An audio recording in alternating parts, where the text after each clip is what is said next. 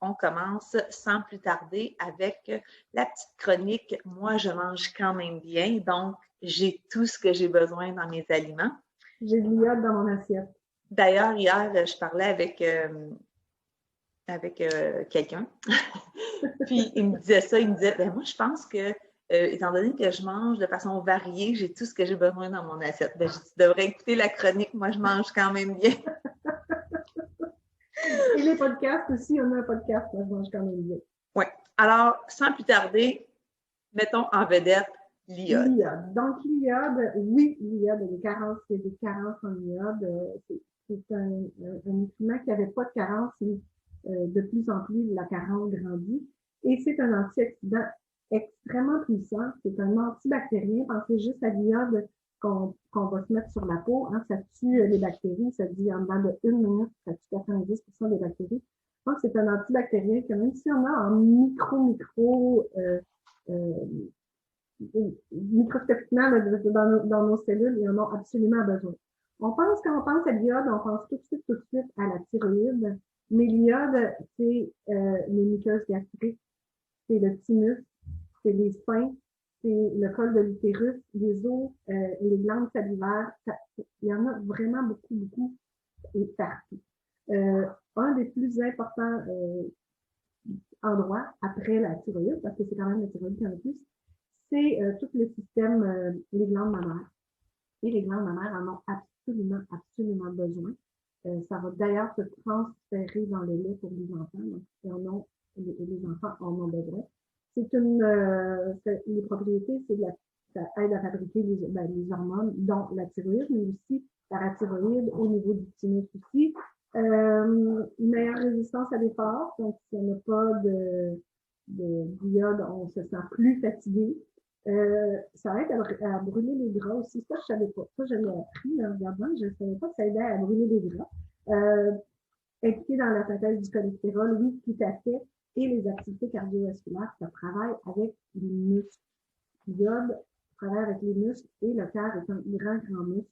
Donc, si on parle de carence, pensez à tout l'inverse de ça. Donc, prise de poids, frilosité parce qu'on est fatigué, goitre, que les gens connaissent le plus, là. Évidemment, l'hypothyroïdie et tout ce qui s'ensuit. Beaucoup de femmes souffrent d'hypothyroïdie. D'ailleurs, ils ont baissé la norme pour mettre plus de femmes possible, mais ça, c'est un autre point. Lésions cérébrales, troubles d'apprentissage, troubles de croissance chez les enfants, très important pour les enfants. C'est absolument essentiel à la croissance. Donc, c'est important au développement du fœtus. Comme je dis, il y en a dans le lait maternel. Très important. Et pourtant, c'est des petites quantités qu'on a besoin. Pascal va nous en parler, mais c'est vraiment, on dit même dans les statistiques, et je vais te voler ta statistique. Oui! Au-dessus, c'est ça, c'est pas une statistique neuve que j'ai trouvée, mais je ne sais pas si c'est même plus récente, mais au-dessus de 800 millions de personnes sont touchées par une carence en iode. Ça, c'est vraiment intéressant. Puis moi, j'en avais une, puis là, je vais la dire pareil parce que, en tout cas, je mets des guillemets, là, mais c'est pas grave, on comprend quand même l'importance. C'est que j'ai lu une étude une fois, puis ça disait que 80%, on estime qu'à peu près 80% des gens qui souffrent d'hypothyroïdie ont en fait une carence en iode. Ben oui. Donc, des fois, c'est vraiment juste, on pourrait avec l'alimentation, vraiment, parce que quand on prend la médication, oui, ça aide, mais ça rend notre glande thyroïde encore plus paresseuse, donc on ne s'en sort pas. Donc, c'est comme une grosse béquille. Alors, j'avais resté surpris parce que moi, dans ma famille, il y en a vraiment beaucoup, des gens qui ont ça, l'hypo ou même l'hyper, mais plutôt l'hypo. D'ailleurs, à toutes les fois que je vais chez le médecin, elle me demande de vérifier ça parce que des fois, il n'y a rien. Alors, des bons suppléments, hein? Oui. Moi, j'en connais vraiment beaucoup là, oui, mais gens de ma clientèle là, qui arrivent. On dit, est-ce que tu prends de la médication? La synthroïde. Synthroïde, là, c'est, je vous dirais, 75% de notre clientèle, je pense, qu'on fait synthroïde. De femmes, là, je pense. Oui. C'est vraiment... c'est comme commun. C'est bien, ils ont baissé les ratios il y a quelques années, donc ça fait un petit peu comme le diabète. Mais il y a moyen.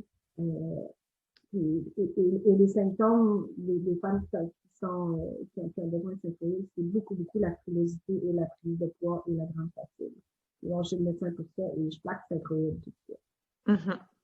Donc, Alors, voilà.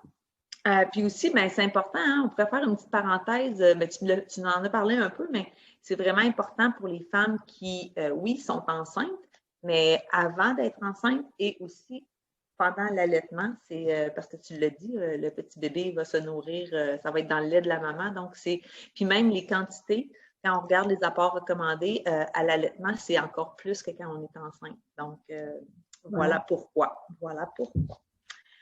Alors, maintenant, l'apport quotidien, bien, l'apport quotidien, là, je n'ai pas mis tout le tableau parce que je garde la tranche 19-30 ans.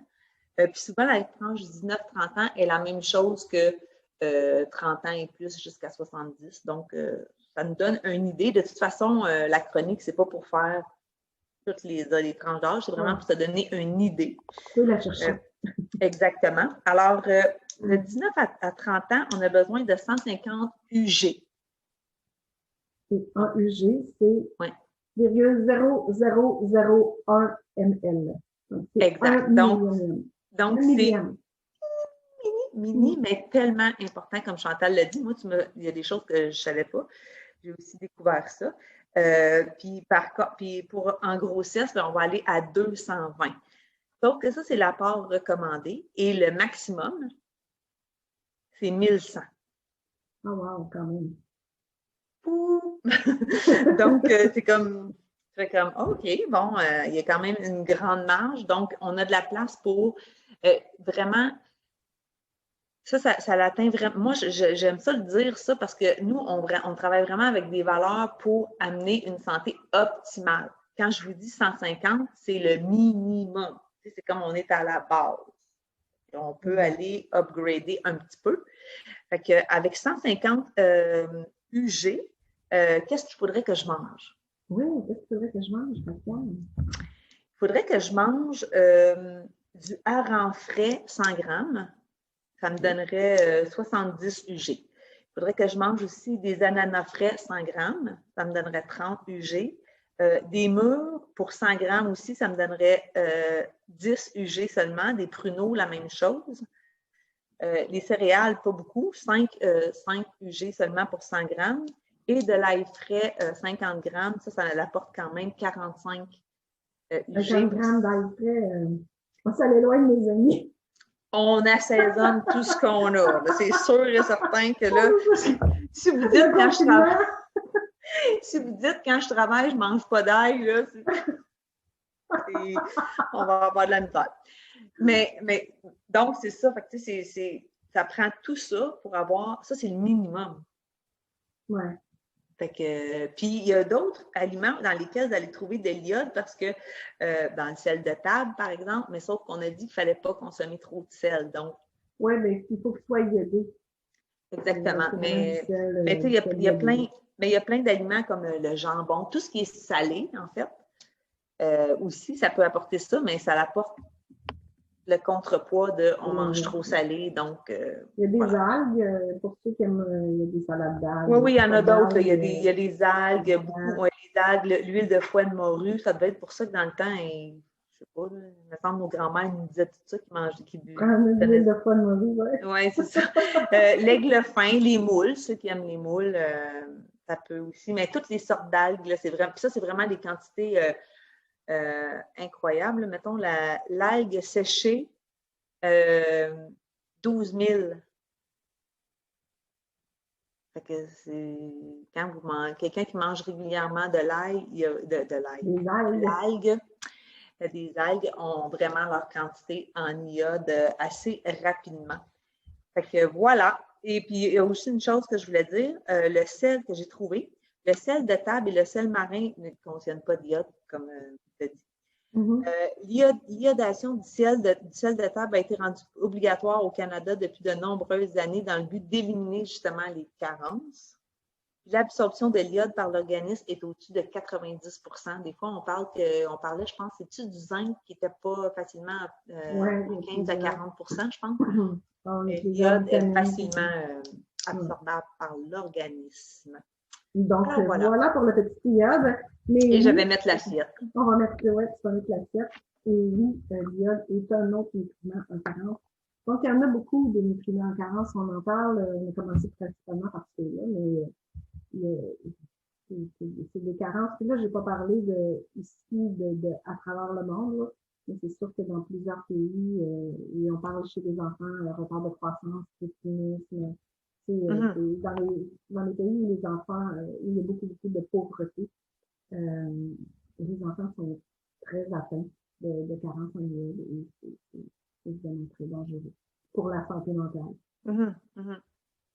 Alors, c'est important d'avoir l'iode, puis c'est important aussi d'avoir toutes les vitamines et les minéraux. Puis on le voit, hein, de semaine en semaine, c'est bien beau quand on regarde une chronique, qu'on regarde une assiette, mais quand tu te mets à cumuler toutes les assiettes, tu fais comme « Oh, on a comme un problème. » Ça fait bien du stock.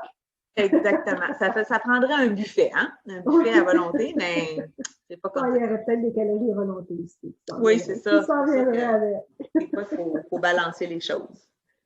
Donc, voilà pour la belle chronique sur l'iode. Et la semaine prochaine, on continue avec une autre. On va voir. Je ne sais pas, mais on va trouver quelque chose. Il y en a quand même quelques-unes. Il y en a quelques-unes qu'on n'a pas passées. Donc, on vous souhaite une belle santé.